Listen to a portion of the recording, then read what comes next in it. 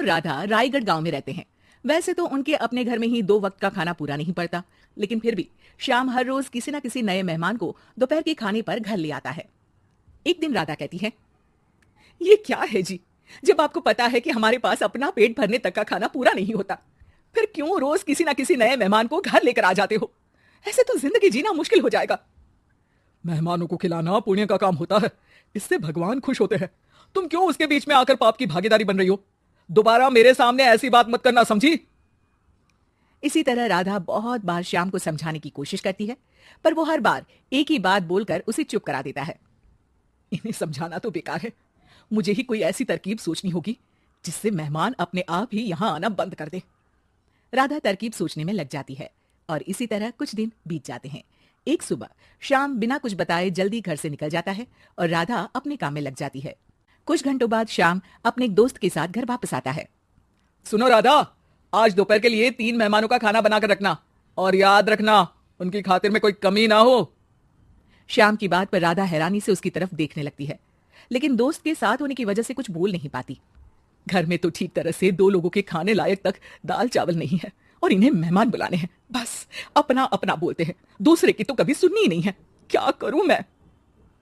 राधा क्या करूं क्या नहीं की उलझन में फंसी ही होती है कि उसके दिमाग में एक तरकीब आती है, जिस पर वो श्याम और उसके दोस्त के घर से बाहर जाते ही रसोई में से सिलबट्टा निकाल कर लाती है। अब मुझे मेरे ये साथी ही इस मुश्किल से बाहर निकालेंगे। राधा सिलबट्टे पर रोली, चावल और हल्दी डालकर उसे मेहमानों के बैठने की जगह पर ले जाकर रख देती है। कुछ ही देर में वो तीनों मेहमान भी घर पहुंच जाते हैं। आइए जी, पधारिए, हमें आपका ही इंतजार था। जी शुक्रिया। श्याम भाई कहाँ हैं? वो ना बस आते ही होंगे, तब तक आप बैठिए ना। जैसे ही वो तीनों अपनी जगह पर बैठते हैं तो सामने पूजा किए सिलबट्टे को रखा देख असमंजस में पड़ जाते हैं। और बहन, ये सिलबट्टे की पूजा कर इसे यहाँ क्यों रखा है? क्या ये आपके यहाँ का कोई रिवाज है? अरे नहीं नहीं, वो तो मेरे पति की मन्नत है, इसलिए पूजा की है। हैं? सिलबट्टे पर कैसी मन्नत? मेरे पति ने मन्नत ली है कि वो अपने मेहमानों को खाना परोसने से पहले इस सिलबट्टे से 3 बार उनके सिर पर मारेंगे। राधा की ये बात सुन तीनों मेहमानों के चेहरों की हवाइयां उड़ जाती है, जिसे देख राधा मन ही मन हंसती हुई उन्हें दिलासा देते हुए कहती है, अरे आप लोग फिक्र मत कीजिए, ज्यादा तेज नहीं मारेंगे, बस 3 बार जरा सी थपकी। और ये सुनते ही तीनों मेहमान डर से कांपते हुए तुरंत अपनी जगह से उठ खड़े होते हैं। अरे अरे, आप सब उठ क्यों गए? मेरे पति बस आते ही होंगे, फिर सब साथ में खाना खाइएगा। अरे जी नहीं, हमें कुछ नहीं खाना। ये कहकर तीनों मेहमान बिना एक पल की और देरी किए घर से बाहर भाग जाते हैं, जिन्हें जाते हुए घर के अंदर आता श्याम देख लेता है। अरे वाह राधा, उन तीनों मेहमानों ने तो बड़ी जल्दी खाना खा लिया। नहीं ना, बिना खाए ही चले गए। अरे वो क्यों? क्योंकि वो खाने से पहले मुझसे ये सिलबट्टा मांग रहे थे, तो मैंने बोल दिया कि मेरी माँ ने दिया है, मैं नहीं दे सकती, बस फिर वैसे ही चले गए। राधा की बात सुन श्याम गुस्से से लाल होकर उस पर चिल्लाने लगता है। तुम पागल हो क्या? मेहमान को नाराज कर दिया। मेहमान जो मांगे उन्हें वो देना हमारा फर्ज है। इतनी सी बात तुम्हें कब समझ में आएगी? मैं अभी उन्हें ये सिलबट्टा देकर वापस घर में ले आता हूं, तुम खाना तैयार रखना। अब श्याम सिलबट्टा उठाए घर से बाहर निकल जाता है और मेहमानों को ढूंढना शुरू कर देता है, जो उसे पास में ही एक पेड़ के नीचे बैठे दिखते हैं।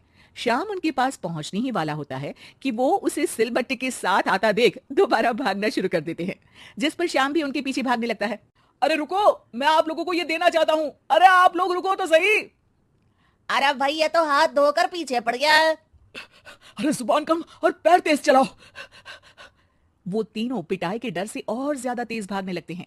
इसी तरह तीनों मेहमान आगे आगे और श्याम सिलबट्टे के साथ उनके पीछे पीछे पूरे गांव में घूमते हैं, जिससे धीरे धीरे गांव में ये खबर फैल जाती है कि श्याम दयालु और उदार इंसान तो है, लेकिन अब से वो किसी की भी मेहमान नवाजी से पहले सिलबट्टे से 3 बार उसके सिर पर मारेगा, जिसके प्रभाव से अब लोग उसके घर खाने पर आना बंद कर देते हैं। मैं तो उन्हें सिलबट्टा देने जा रहा था और लोगों को लगा कि मैं मार रहा हूं। कितना बड़ा बेवकूफ हूं। अब मेरी ही वजह से कोई यहां खाने पर आने के लिए तैयार नहीं है। इस तरह राधा अपनी होशियारी और सिलबट्टे की मदद से श्याम के मेहमानों वाली आदत से छुटकारा भी पा लेती है और घर की शांति भी भंग नहीं होती। जरूरी नहीं कि हर जंग हथियार से ही लड़ी जाए, कुछ के लिए सिर्फ दिमागी चाल ही काफी होती है, और अगर शांति के साथ अच्छे से दिमाग लगाकर सोचा जाए तो मुश्किल से मुश्किल समस्या का समाधान मिल ही जाता है।